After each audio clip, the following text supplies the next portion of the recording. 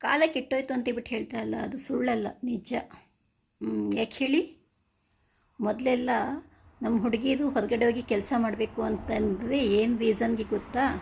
ಗಂಡ ಏನಾದರೂ ಪ್ರಾಬ್ಲಮ್ ಆಯಿತು ಅಂದರೆ, ಗಂಡ ಏನಾದರೂ ಅಪಘಾತದಲ್ಲಿ ಸತ್ತೋಯ್ತು ಅಂದರೆ ಅವಳನ್ನು ಮಿಸ್ಯೂಸ್ ಮಾಡ್ಕೊಳ್ಬಾರ್ದು. ಅವಳ ಕೈಲೂ ಕ್ಯಾಶ್ ಇತ್ತು ಅಂತಂದರೆ ಅವಳ ಜೀವನ ಅವಳು ಸುಗಮವಾಗಿ ಸಾಗಿಸ್ಬೋದು ಅಂತ.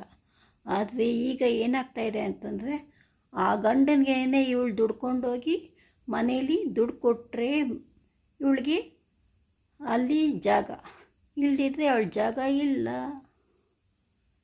ಅವಳ ಮಾತಿಗೂ ಬೆಲೆ ಇಲ್ಲ, ಅವಳ ಅಸ್ತಿತ್ವಕ್ಕೆ ಬೆಲೆ ಇಲ್ಲ. ಅವಳು ದುಡ್ಡು ಕೊಟ್ಟರೆ ಮಾತ್ರ ಅಲ್ಲಿ ಬೆಲೆ.